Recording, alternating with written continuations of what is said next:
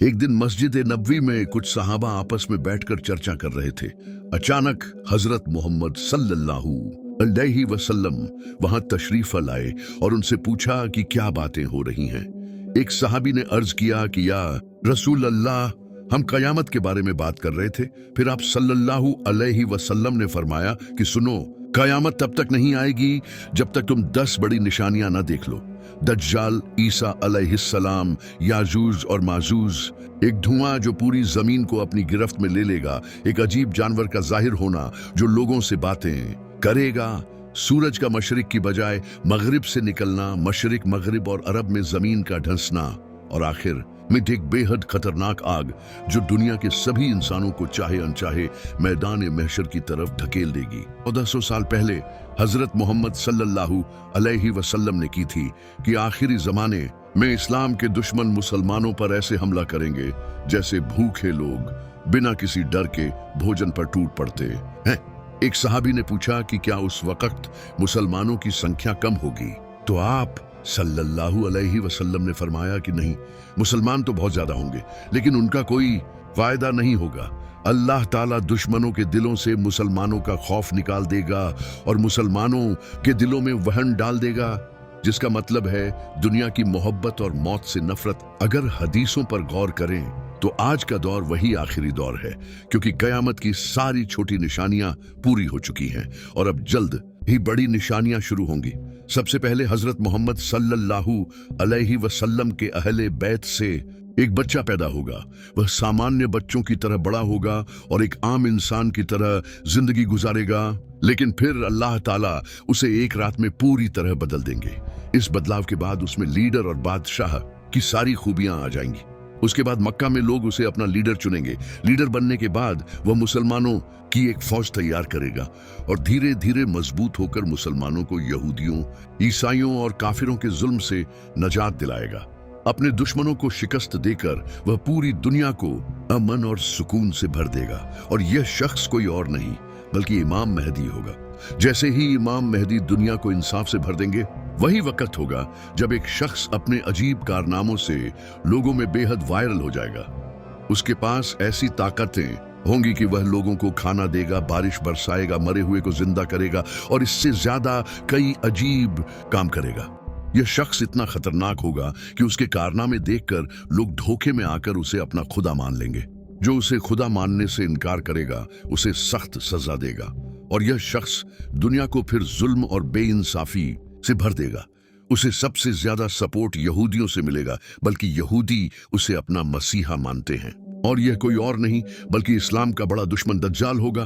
धीरे धीरे दज्जाल इतना पावरफुल हो जाएगा कि मुसलमान और इमाम मेहदी उसका मुकाबला नहीं कर सकेंगे।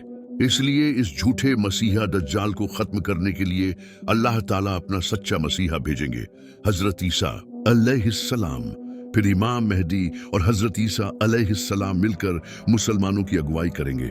ईसा अलैहिस्सलाम के आने के बाद ज्यादातर ईसाई मुसलमान हो जाएंगे और उन्हें खुदा का बेटा मानने की बजाय अल्लाह का बंदा मानेंगे। फिर दुनिया से फितने और फसाद को खत्म करने के लिए मुसलमानों और काफिरों के बीच एक बड़ी जंग शुरू होगी, जिसे इस्लाम में मलहमतुल कुबरा और यहूदियों की किताबों में आर्मागेडन कहा जाता है। यह जंग शाम में शुरू होगी और इतनी भयानक होगी कि हर 100 लोगों में से 99 मरेंगे, सिर्फ एक बचेगा। इतने लोग मरेंगे कि दुनिया लाशों से भर जाएगी, और अगर कोई परिंदा ऊपर से गुजरे तो उसे लाशों के अलावा कहीं बैठने की जगह न मिलेगी। इस जंग के आखिर में हजरत ईसा अलैहिस्सलाम दज्जाल को कत्ल करेंगे। जंग खत्म होने के बाद दुनिया फिर इंसाफ और अमन से भर जाएगी। फिर 7 साल हुकूमत करने के बाद इमाम मेहदी वफात पा जाएंगे। हजरत ईसा अलैहिस्सलाम उनका नमाज जनाजा पढ़ाएंगे और मुसलमानों के नए लीडर बनेंगे। हजरत ईसा अलैहिस्सलाम मोहम्मद सल्लल्लाहु अलैहि वसल्लम के तरीके पर हुकूमत करेंगे और दुनिया में हर जगह लोग खुशी से रहेंगे। लेकिन फिर अचानक जमीन हिलने लगेगी और दूर से चीखें सुनाई देने लगेंगी। थोड़ी देर में ये आवाजें तेज हो जाएंगी, इतनी तेज कि लोग डर से कांपने लगेंगे। लोग बार बार उस तरफ देखेंगे जहां से आवाजें आ रही हैं। अचानक उन्हें कुछ लोग भागते दिखेंगे जिनके चेहरे सफेद और छोटे छोटे होंगे। वे इतने ज्यादा होंगे कि दूर से सैलाब जैसे लगेंगे। उनका सिर्फ एक काम होगा, तबाही मचाना, दुनिया की हर चीज तबाह कर देंगे, सारा खाना खा जाएंगे और समंदरों का पानी पी जाएंगे। यह तबाही देखकर लोग हजरत ईसा अलैहिस्सलाम के पास आएंगे और गुहार लगाएंगे। फिर ईसा अलैहिस्सलाम अल्लाह के हुक्म से सभी मुसलमानों को लेकर एक पहाड़ पर चढ़ जाएंगे और दुआ करेंगे। दुआ की वजह से अल्लाह ताला याजूज और माजूज को खत्म कर देंगे। उनके खत्म होने के बाद लोग फिर दुनिया में खुशी से रहेंगे।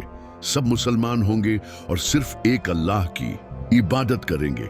लेकिन 7 साल गुजरने के बाद हजरत ईसा अलैहिस्सलाम भी दुनिया से रुखसत हो जाएंगे। ईसा अलैहिस्सलाम की वफात के बाद लोग इस्लाम छोड़ देंगे और गुनाह शुरू कर देंगे। वही जमीन जो कुछ वक्त पहले अमन से भरी थी, फिर जुल्म में डूब जाएगी। जब जुल्म बढ़ जाएगा तो एक दिन सुबह लोग हैरान हो जाएंगे कि सूरज पहले जहां से निकलता था अब उसके उलट तरफ से निकला, यानी मशरिक की बजाय मगरिब से। ये कयामत की सबसे खतरनाक निशानियों में से एक होगी। सूरज मगरिब से निकलेगा तो तौबा के दरवाजे बंद हो जाएंगे। उसके बाद ईमान लाने वाला कबूल नहीं होगा। मुसलमान वही रहेगा जो पहले से था, काफिर उसी हाल में मरेगा।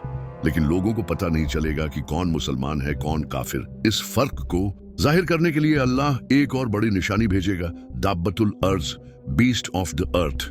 यह अजीब जानवर सफा की पहाड़ी से निकलेगा। इसका जिस्म दूसरे जानवरों के मिश्रण से बना होगा। सर और चेहरा बैल जैसा, आंखें खिंजीर जैसी, गर्दन ऊंट जैसी, कान हाथी जैसे, सीना शेर जैसा। उसके पास मूसा अलैहिस्सलाम की लाठी और सुलेमान अलैहिस्सलाम की अंगूठी होगी। सबसे अजीब बात कि वह इंसानों से उनकी जबान में बात करेगा। इसका जिक्र कुरान में भी है। यह जानवर दुनिया घूमेगा, लाठी से मुसलमानों पर और अंगूठी से काफिरों पर निशान लगाएगा। मुसलमान का चेहरा चमक जाएगा, काफिर का काला हो जाएगा। लोग डर से भागेंगे लेकिन कोई नहीं बचेगा। दुनिया में सबको पता चल जाएगा कि कौन जन्नत जाएगा कौन जहन्नुम। मिशन पूरा होने पर जानवर गायब हो जाएगा। उसके कुछ वक्त बाद अल्लाह एक तेज ठंडी हवा भेजेगा। एक रिवायत में रात को आएगी जब मुसलमान सो रहे होंगे। यह हवा उन सभी मुसलमानों की जान ले लेगी जिनके दिल में जर्रा भर ईमान हो। उसके बाद सिर्फ काफिर बचेंगे। फिर अल्लाह एक खतरनाक आग भेजेगा जो यमन से निकलेगी और बाकी लोगों को मैदान महशर की तरफ धकेल देगी।